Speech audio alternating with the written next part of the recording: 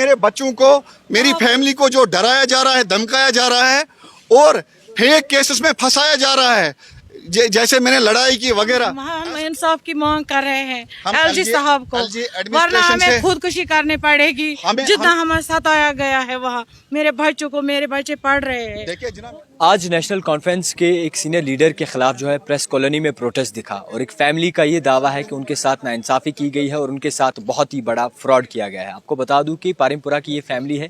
मजीद देखिए इस रिपोर्ट में कि आखिरकार क्या वजूहात हैं। देखिए हम प्रोटेस्ट इसलिए कर रहे हैं, यहाँ पर जो साबिका एनसी के नासिर असलम वानी है, उनका कज़न है जिसका नाम फैज़ अहमद वानी है। उसने हमें 3 कनाल ज़मीन फ़रोख्त कर डाली पारिमपुरा में।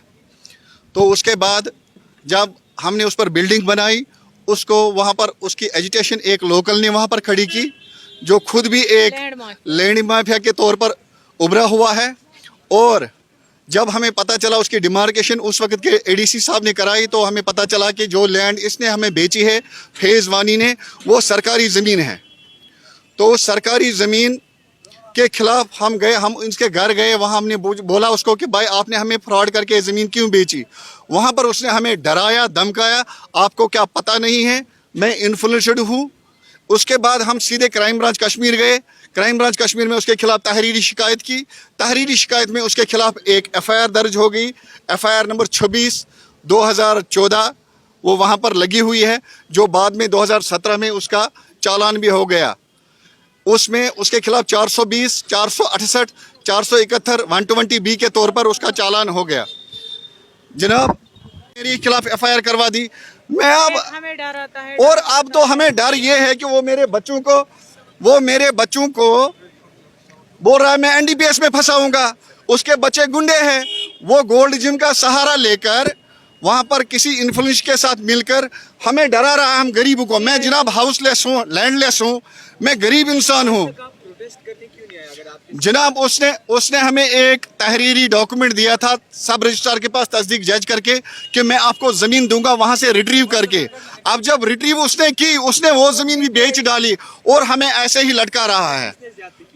मेरे साथ फैज़ अहमद वानी की तरफ से ज्यादती है और उन लैंड माफियों की तरफ से जो वहाँ पर उसके साथ मिले हुए हैं। कम से कम चलो जनाब पुलिस इंतजामिया बहुत अच्छा काम कर रही है, हम पुलिस के बहुत मशकूर है, लेकिन मौके पर उसकी इतनी बड़ी जमात है, उसका बड़ा इन्फ्लुएंस है कि बात हमारी सुनी जाती है लेकिन पाई तकमील तक नहीं पहुंचती है।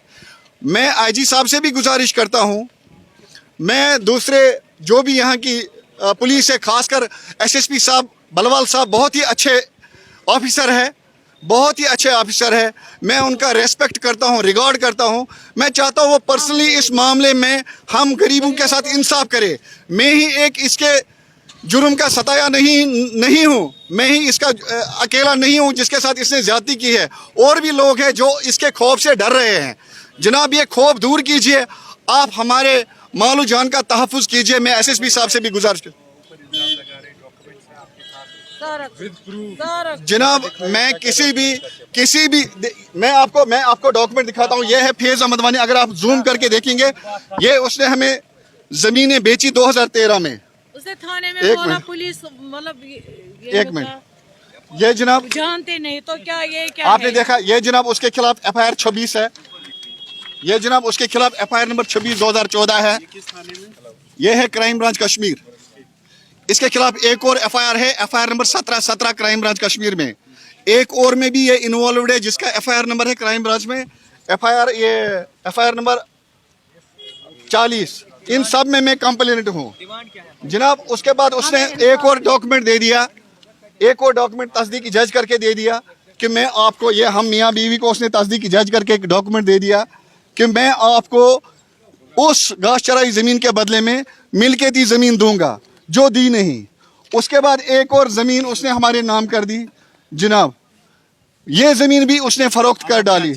ये देखिए, फिर उसके बाद पावर ऑफ अटॉर्नी भी दे दी, लेकिन कुछ नहीं दिया उसने। मेरी डिमांड ये है हमें इंसाफ दिया जाए और मेरे बच्चों को, मेरी फैमिली को जो डराया जा रहा है, धमकाया जा रहा है और फेक केसेस में फंसाया जा रहा है, जैसे मैंने लड़ाई की वगैरह, ऐसा कुछ नहीं है। वो पुलिस को बोल रहे हैं ये हम उनको जानते नहीं, तो अगर जानते नहीं तो ये कैसे, मतलब ये वो ऐसे ही फेक एग्रीमेंट कैसे 13 साल से हम जूझ रहे हैं।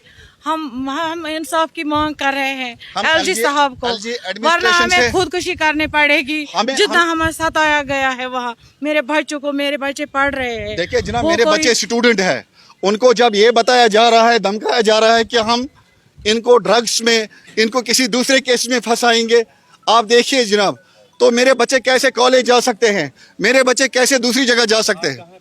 पारिमपुरा जनाब।